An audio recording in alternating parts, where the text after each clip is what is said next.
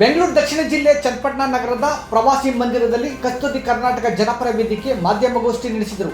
ಈ ಸಂದರ್ಭದಲ್ಲಿ ಮಾತನಾಡಿದ ಕಸ್ತೂರಿ ಕರ್ನಾಟಕ ಜನಪರ ವೇದಿಕೆ ಜಿಲ್ಲಾಧ್ಯಕ್ಷ ಬೇವೂರು ಯೋಗೀಶ್ ಗೌಡ, ಕೆಪಿಎಸ್ ಶಾಲೆಗಳ ನೆಪದಲ್ಲಿ ಸರ್ಕಾರಿ ಶಾಲೆಗಳನ್ನು ಮುಚ್ಚುತ್ತಿರುವುದು, ಮೇಕೆದಾಟು ಯೋಜನೆಯನ್ನು ಶೀಘ್ರವಾಗಿ ಮುಗಿಸುವಂತೆ, ತಾಲೂಕಿನಲ್ಲಿ ನಡೆಯುತ್ತಿರುವ ಆನೆದಾಳಿಯನ್ನು ಖಂಡಿಸಲು ವೈಜ್ಞಾನಿಕ ಪರಿಹಾರವನ್ನು ಬಿಡುಗಡೆ ಮಾಡುವಂತೆ ಹಾಗೂ ಹಲವಾರು ಜ್ವಲಂತ ಸಮಸ್ಯೆಗಳನ್ನು ಮುಂದಿಟ್ಟುಕೊಂಡು ಕಸ್ತೂರಿ ಕರ್ನಾಟಕ ಜನಪರ ವೇದಿಕೆ ರಾಜ್ಯಾಧ್ಯಕ್ಷ ಕೆರೆ ಚಳುವಳಿ ಹೋರಾಟಗಾರ ರಮೇಶ್ ಗೌಡ ನೇತೃತ್ವದಲ್ಲಿ ಜನವರಿ 9 ಶುಕ್ರವಾರ ನಗರದ ಮಂಗಳವಾರಪೇಟೆಯ ಶ್ರೀ ಬಸವೇಶ್ವರ ಸ್ವಾಮಿ ದೇಗುಲದಿಂದ ಹೊರಟು ತಾಲೂಕು ಕಚೇರಿವರೆಗೆ ಭಾರೀ ಶಾಂತಿ ಮೆರವಣಿಗೆ ಆಯೋಜಿಸಲಾಗಿದೆ ಎಂದರು.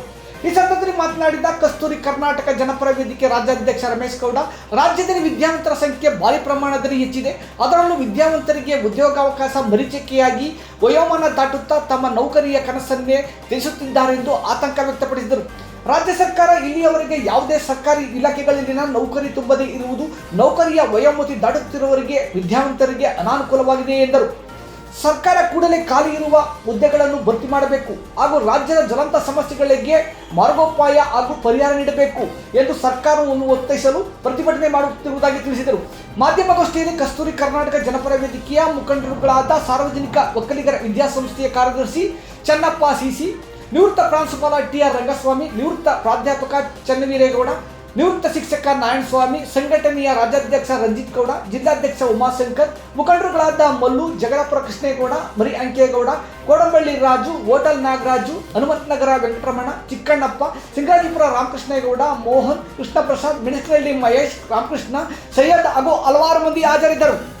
ಪೇಟೆಯ ಬಸವನಗುಡಿ ದೇವಸ್ಥಾನಕ್ಕೆ ಪೂಜೆ ಸಲ್ಲಿಸಿ ತಾಲೂಕು ಕಚೇರಿವರೆಗೆ ಬೃಹತ್ ಹೋರಾಟವನ್ನು ಮಾಡಬೇಕು ಅಂತೇಳಿ ನಿರ್ಧಾರ ಮಾಡಿದ್ದೇವೆ. ರಾಜ್ಯ ಸರ್ಕಾರ ಇವತ್ತು ಏನು ಕೋರ್ಟ್ ಕಡೆ ಬೆಟ್ ಮಾಡಿ ತೋರಿಸಿದಂತಹ ರಾಜ್ಯ ಸರ್ಕಾರ ಇವತ್ತು ಮೇಕೆದಾಟು ಯೋಜನೆಯನ್ನ ಮೊದಲು ಏನು ರಾಜ್ಯ ಸರ್ಕಾರ ಅಧಿಕಾರಕ್ಕೆ ಮೊದಲಿಗೆ ಕೋವಿಡ್ ಅನ್ನ ಲೆಕ್ಕಿಸ್ತಾನೆ ಮಾನ್ಯ ಸಿದ್ದರಾಮಯ್ಯನವರು ಮತ್ತೆ ಮಾನ್ಯ ಉಪಮುಖ್ಯಮಂತ್ರಿಗಳಾದಂತಹ ಡಿ.ಕೆ. ಶಿವಕುಮಾರ್ ಅವರು ನಮ್ಮ ನೀರು ನಮ್ಮ ಹಕ್ಕು ಅಂತೇಳಿ ದೊಡ್ಡ ಹೋರಾಟವನ್ನ ಮಾಡಿ ಆ ಹೋರಾಟವನ್ನೇ ಅವತ್ತು ಅವರು ಬಂಡವಾಳವನ್ನ ಮಾಡಿ ಅಧಿಕಾರಕ್ಕೆ ಬಂದಂತದ್ದು ಕಾಂಗ್ರೆಸ್ಸಿನ ಸರ್ಕಾರ. ಕಾಂಗ್ರೆಸ್ ಸರ್ಕಾರಕ್ಕೆ ನಾವು ಮನವಿ ಮಾಡಿಕೊಳ್ಳುವಂಥದ್ದು, ಇವತ್ತು ಸುಪ್ರೀಂ ಕೋರ್ಟ್ ಸಂಪೂರ್ಣವಾಗಿ ಮೇಕೆದಾಟು ಯೋಜನೆಯನ್ನ ಕರ್ನಾಟಕ ಸರ್ಕಾರ ಮಾಡಬಹುದು ಅಂತೇಳಿ ಅನುಮತಿಯನ್ನ ನೀಡಿದೆ. ರಾಜ್ಯ ಸರ್ಕಾರ ನಾವು ಡಿ.ಕೆ. ಶಿವಕುಮಾರ್ ಅವರು ಏನು ಮೇಕೆದಾಟಲ್ಲಿ ದೋಣಿಲಿ ಹೋಗಿ ಪೂಜೆಗಳನ್ನ ಮಾಡಿ ಬಾವುಟಗಳನ್ನ ಹಾಕಿ ಏನು ದೊಡ್ಡ ರ್ಯಾಲಿಯನ್ನ ಮಾಡಿದ್ರು, ಗುದ್ಲಿ ಪೂಜೆಯನ್ನ ನೀವು ಯಾವಾಗ ಮಾಡ್ತೀರಿ? ಶೀಘ್ರದಲ್ಲೇ ಗುದ್ಲಿ ಪೂಜೆಯನ್ನ ಮಾಡಬೇಕು. ಡಿ.ಕೆ. ಶಿವಕುಮಾರ್ ಅವರು ಮತ್ತೆ ಸಿದ್ದರಾಮಯ್ಯನವರು ಮತ್ತೆ ಡಿ.ಕೆ. ಶಿವಕುಮಾರ್ ಇಬ್ರು ಆದಷ್ಟು ಬೇಗ ಸಂಕ್ರಾಂತಿ ಬಳಿಕ ಗುದ್ಲಿ ಪೂಜೆಯನ್ನ ಮಾಡಬೇಕು ಅಂತೇಳಿ ಕಸ್ತೂರಿ ಕರ್ನಾಟಕ ಜನಪರಕ್ಕೆ ಒತ್ತಾಯ ಮಾಡ್ತದೆ. ಮತ್ತೆ ನೀರಾವರಿ ಸಚಿವರಾದಂತಹ ಡಿ.ಕೆ. ಶಿವಕುಮಾರ್ ಅವರು ಸತ್ಯಗಾಲ ಯೋಜನೆ ಸಂಪೂರ್ಣವಾಗಿ ಬೇಗ ಪೂರ್ಣ ಮಾಡಿ ಏನು ನಮ್ಮ ರಾಮನಗರ ಜಿಲ್ಲೆಗೆ ನೀರಾವರಿಯನ್ನ ಉಣಿಸುವಂತ ಕೆಲಸವನ್ನ ಮಾನ್ಯ ಡಿ.ಕೆ. ಶಿವಕುಮಾರ್ ಅವರು ಮಾಡಬೇಕು ಅಂತೇಳಿ ಒತ್ತಾಯವನ್ನ ಮಾಡ್ತಾ, ಕನ್ನಡ ಶಾಲೆಗಳನ್ನ ಇವತ್ತು ಏನು 7 ಶಾಲೆಗಳನ್ನ ನಮ್ಮ ಚನ್ನಪಟ್ಟಣದಲ್ಲಿ ಮುಚ್ಚಿ ಹೊರಟಿದೆಯೋ, ವಿಲೀನ ಮಾಡಿ ಹೊರಟಿದೆಯೋ ಅದನ್ನು ಸಂಪೂರ್ಣವಾಗಿ ವಿರೋಧಿಸ್ತಾ ಇದೀವಿ.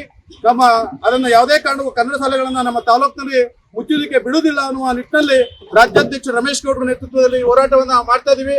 ಹಾಗಾಗಿ ರಾಜ್ಯ ಸರ್ಕಾರ ಇವೆಲ್ಲವನ್ನ ಬಹಳ ಗಂಭೀರವಾಗಿ ಪರಿಗಣಿಸಿ ಶೀಘ್ರದಲ್ಲೇ ಇವೆಲ್ಲವನ್ನ ಇತ್ಯರ್ಥ ಮಾಡಬೇಕು ಅಂತ ಹೇಳಿ ರಾಜ್ಯ ಸರ್ಕಾರಕ್ಕೆ ಒತ್ತಾಯ ಮಾಡ್ತಾರೆ.